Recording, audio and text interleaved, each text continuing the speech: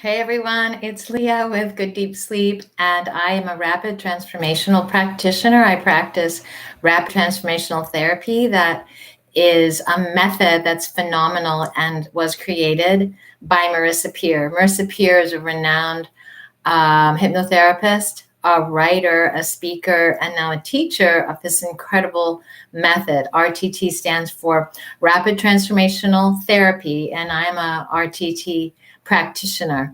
And so what that means is that I help people to overcome a lot of different obstacles, a lot of different issues, a lot of different situations. So for example, just to take smoking, that's a real easy one. I can help people to stop smoking if that's what they want to do. Weight loss, I can help people lose weight if that's something that they want to do. My niche at the moment is helping women who are anxious and professionals to get a good deep sleep.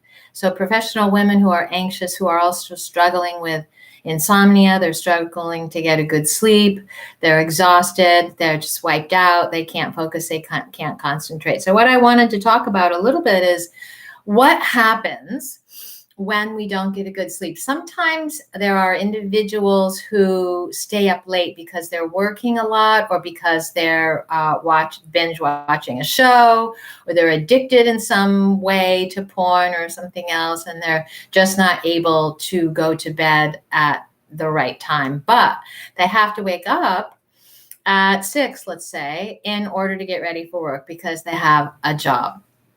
And that's just not working because they're constantly tired and they go to bed late and they're not able to, they don't have the sleep behind them in order to perform the way they want to. Some people go to bed on time, but then they wake up at 3 o'clock or 4 o'clock, and then we start worrying and we're anxious and we perseverate about how we're up at 3 and 4 and how we're looking at the clock and we're not falling back asleep, and the things that we try aren't working, and things just go from bad to worse, and you finally maybe fall asleep at 5 only to have to wake up again at 6. So there's that.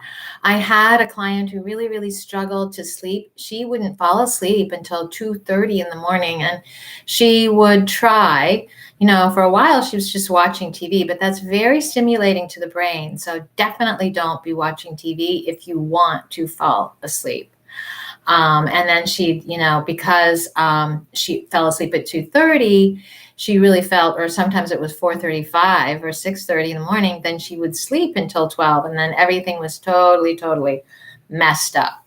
If you're someone who drinks coffee, this is not the thing to be doing. If you're struggling with insomnia, definitely cut it out. If you really, really need coffee, I would recommend that you drink coffee as early in the morning as possible. If you have a sensitive system like I do, I need to drink that cup of coffee at maybe 8, 9 o'clock. If I start having even just one cup of coffee, it can definitely set me off because there is a half-life for caffeine, and that's circulating in the body. And did you know that alcohol can be an issue? That's not the one big thing, but it is the thing that you need to know. So alcohol is a problem. And if you want to have a drink, if you want to have a couple drinks, if you want to go out and have some fun, totally do it. Like, go enjoy yourself and have a good time. Just know that the alcohol will help you initially fall asleep, and you feel like, oh, well, this is good. I'm ready for bed. I'm so tired. I'm ready to pass out. But that's not healthy sleep hygiene. That's not what we're looking for. That's not what you want to be doing when it comes to good, healthy, practicing sleep, good, healthy sleep hygiene. Right? So just know that if you're going to go have some drinks, have a good time, and know that it's going to be hard for you to get the solid sleep that you need and want. And so I recommend that you, for the most part, take alcohol out. I mean, not to mention the fact that alcohol has a lot of sugar in it, and sugar is not something that most of us should be putting into our bodies. So another thing I want to mention before the one big thing is medication. I've been on medication in the past. It was definitely helpful for me for a period of time. I was going through a really tough time in my life, and I knew that in order to get through that really, really tough time, I needed something that was going to knock me out, and I needed the support of the pharmaceuticals. So, I went for it, and it was very helpful. I felt more or less rested. I mean, certainly I was anxious about this difficult thing that was going on in my life, but I was able to cope. I was able to navigate. I was able to make decisions because I was getting good sleep. I mean, it was medicated sleep, so it's not quite the same thing, but definitely I was getting sleep. As compared to the other individual who was also in this event with me, that person was not getting a good sleep. It was very evident, and it was very much of a struggle for that other person.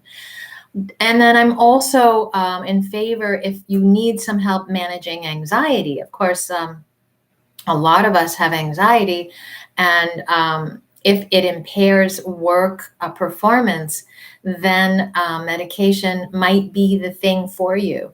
But what I wouldn't recommend, and I would suspect a lot of people wouldn't recommend, is taking this medication for a long period of time. Because as we know, these strong drugs have side effects, and over a period of time, that can kind of have deleterious effects on the body, right? The liver metabolizes drugs. The liver kind of filters the drugs that pass through our body, and the kidneys also filter the drugs. And the liver has to work really hard. So let's just take the very obvious example of an alcoholic. When there's lots of alcohol in the body, the liver really needs to work hard to process all that alcohol, all that sugar, right? It throws everything off, and so the liver struggles. And then, after a period of time, cirrhosis develops, right? There's a fattiness to the liver, and it loses its vim and vigor. It's no longer the lean, healthy, functioning organ that it should be. And that's just because it's been abused. So we need to be really careful of our bodies and mindful of our bodies.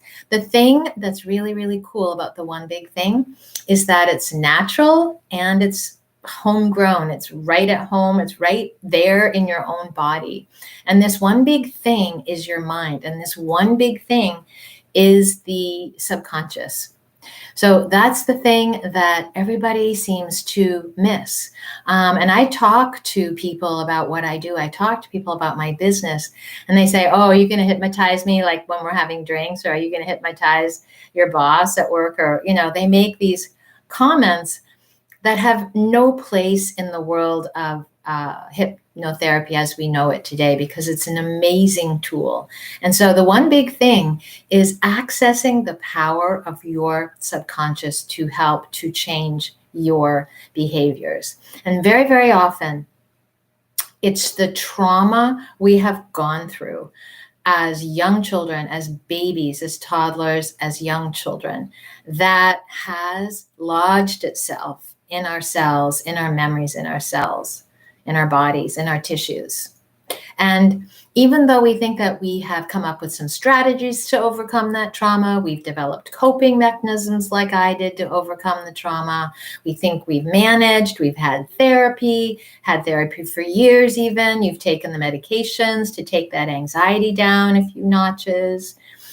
There very often are cases where you haven't quite gotten it all, right? And that's because you haven't gotten to the root cause. So the one big thing is going into that subconscious, which is a well, it's a reservoir. And you dip in there, you go in there, and you look around for the scenes that contribute to how you show up today. You look around in there for the situations that might have caused your current anxiety or your current issue with sleep. So for example, someone who I worked with went back to a scene under hypnosis. And by the way, you're always in control. There is nothing to be afraid of in hypnosis. You're in control, you're present to the situation, and you're suggestible. So you shift into a suggestible state. Marisa Peer calls it a suggestible state. You shift into that suggestible state where you're willing and open to go back to these scenes that at a deep gut level are just going to help you to heal and to get better once and for all, and to eliminate these anxieties, these traumas, these things from your life so you don't get triggered, right? So you go back to these scenes, and this one individual, she went back to a scene where she was lying in bed in her room and she could see the light under the door, right? It was dark. It was nighttime. She's little, and she could see the light under the door that would get dark because her dad would approach the door, right? And the light would disappear because he was standing there. His feet were obscuring the light coming under the door because he was out there, and he would come in and he would abuse her. He would rape her in the night and then leave. So wouldn't you be traumatized at night knowing that your dad was going to come in, and or maybe not, but you never really knew. So you were always on edge. You were always unsure. You could never sleep well. You never really knew when he'd be there, when he wouldn't be there. And then she grew up and she developed some coping mechanisms, but she never really dealt with this early, painful, tragic trauma. So that's the one big thing. I invite you to book a call with me. The information is below. This is the thing that so many of us overlook. And this is where this big well, this reservoir of memories, this is what can help us to heal. And the tools that we use in rapid transformational therapy are so incredible. And Marisa has put together such an amazing method that helps so many people pull out of so many different kinds of situations. If you are a professional woman who's anxious, who is struggling to get a good deep sleep, definitely reach out to me. This is my work at this time. If there's something else that's going on for you, I'd be happy to work with you as well. All right. Thanks for listening.